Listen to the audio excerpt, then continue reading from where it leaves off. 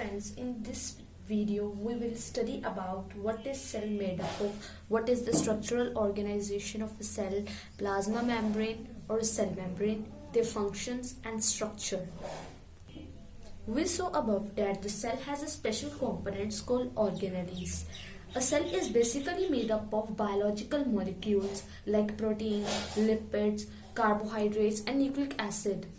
These biomolecules are all made up from carbon, hydrogen and oxygen. How is a cell organized? If we study a cell under a microscope, we will come across three features in almost every cell: plasma membrane, nucleus and cytoplasm. All activities inside the cell and interaction of the cell with its environment are possible due to these functions. Structural organization of a cell refers to the particular cell organelles and their functions. So, let's start with plasma membrane or cell membrane. This is the outermost covering of the cell that separates the contents of the cell from its external environment. The plasma membrane allows or permits the entry and exit of some material in and out of the cell. It is also prevents movement of some other materials. The cell membrane, therefore, is called a selectively permeable membrane.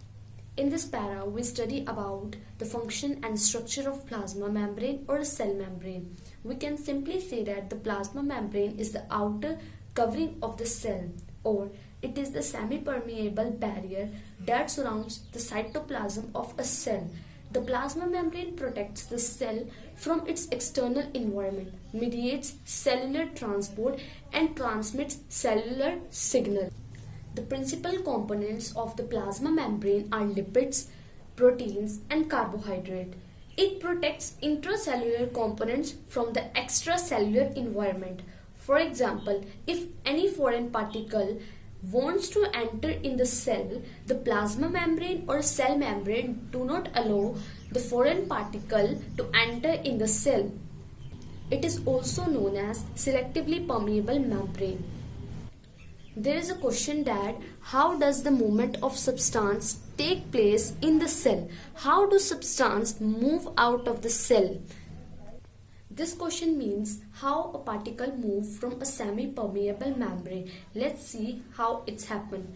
Some substances like carbon dioxide or oxygen can move across the cell membrane by a process called diffusion.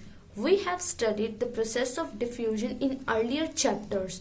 We saw that there is a spontaneous movement of a substance from a region of high concentration to a region where its concentration is low.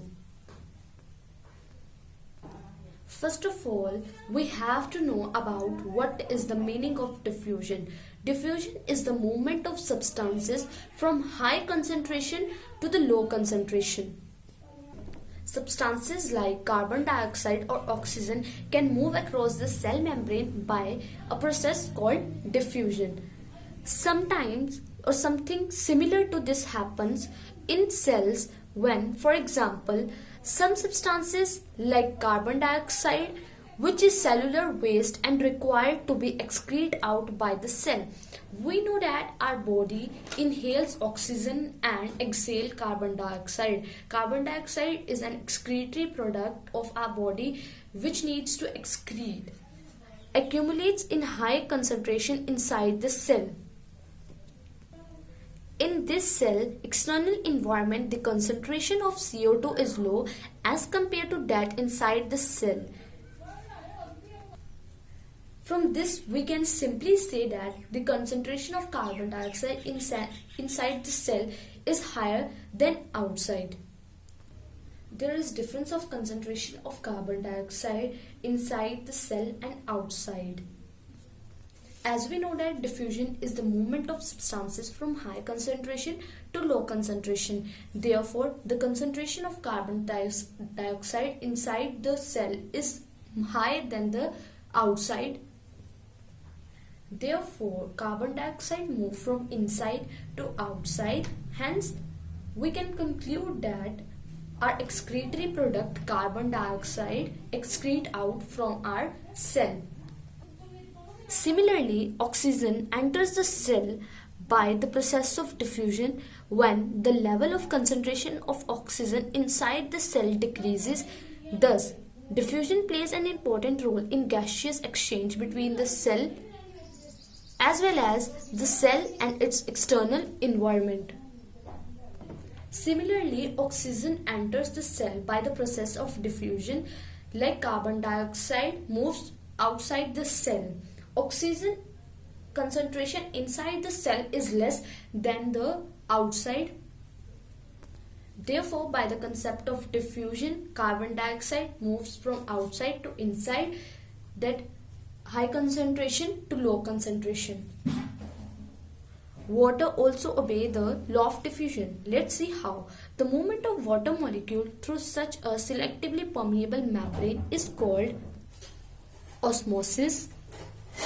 Osmosis means it is the passage of water from the region of high water concentration to a region of low water concentration through a selectively permeable membrane. Osmosis is also similar to diffusion, but in this case the concentration of water is high and concentration of water is low.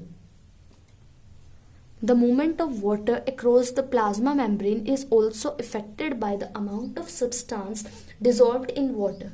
Thus, osmosis is the passage of water from a region of high water concentration through a selectively permeable membrane to a region of low water concentration till equilibrium happen if we put an animal cell or a plant cell into a solution of sugar or salt in water. One of the following three things could happen. First, if the medium surrounding the cell has a high water concentration than the cell, meaning that the outside solution is very dilute, the cell will gain water by osmosis. Such a solution is known as a hypertonic solution. In first case, the medium which is surrounding the cell has high concentration than inside the cell. As we know that osmosis is defined as the passage of water from the region of high concentration to the region of low water concentration.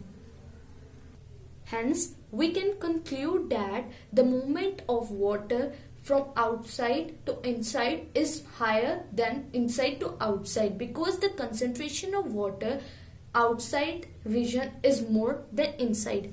Water molecules are free to pass across the cell membrane in both directions, but more water will come into the cell than will leave. The cell is likely to swell up.